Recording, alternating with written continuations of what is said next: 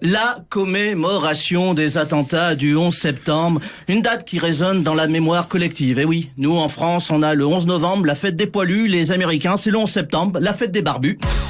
Allô Maillot? Allô Maillot? Alors comme chaque année, après la rentrée des classes, le début des foires au vin et en attendant le Beaujolais nouveau, qu'est-ce qu'on nous sert à boire en septembre? La fête de l'UMA. Arrête, nom de Dieu! Arrête.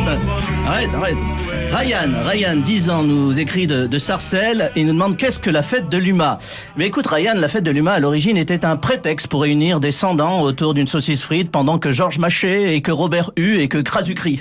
Ça c'était avant.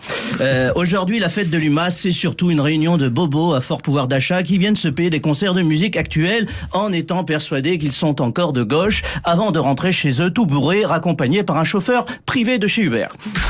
Alors, l'événement du week-end, la commémoration des attentats du 11 septembre, une date qui résonne dans la mémoire collective. Et oui, nous en France, on a le 11 novembre, la fête des poilus, les Américains, c'est le 11 septembre, la fête des barbus. Chacun ses jours fériés. Quelle horreur. Alors, comme chaque année, on a eu le droit à la grande question des journalistes. Et vous, vous étiez où le 11 septembre 2001 ? Moi, j'étais au téléphone avec un client américain qui criait « Help me, help me ». Bon, j'ai dit « Je peux vous faire 10%. » Le type a raccroché sans dire merci. J'ai jamais rappelé. Ben qui est aiguilleur du ciel en intérim à l'aéroport de Kaboul m'écrit et me demande si j'ai regardé la commémoration du 11 septembre. Évidemment le 11 septembre c'est comme la grande vadrouille, on y a le droit une fois par an.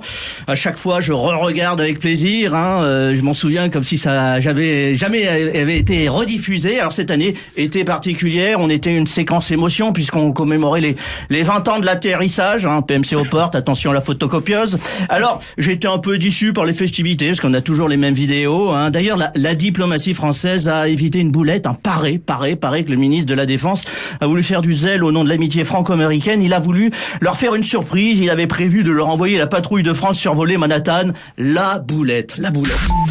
Eh oui, 20 ans déjà, tout ça pour ça. Retour à la case départ, 1000 milliards de dépensés. C'est quand même le tour de manège le plus cher au monde qu'ils ont fait les Américains. Alors qu'est-ce qui serait passé si le 11 septembre n'avait pas existé, me demande un auditeur. Toute la face du monde en eût été changée. Déjà, pas un Américain ne saurait situer Kaboul sur une carte.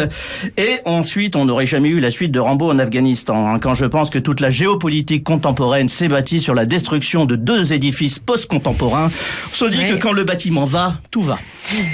C'est assez beau ce que je viens de dire. Oui, c'est fort, oui. Et on conclut par la révélation christique de ce dimanche. Oh, happy day. Oh oui. La joie est entrée dans nos vies et elle porte un nom, Anne Hidalgo. Dimanche à Rouen, à l'heure de la messe, la sainte Blandine des orphelins du Grand Soir a déclaré sa candidature à la présidentielle. Quel sens de l'histoire que de déclarer sa flamme à la France dans la ville où Jeanne d'Arc a fini sur un bûcher. Jeanne d'Arc, Anne Hidalgo, 2 femmes, 2 destins, sauf que l'une entendait des voix, l'autre les attend désespérément. Alléluia, mes amis.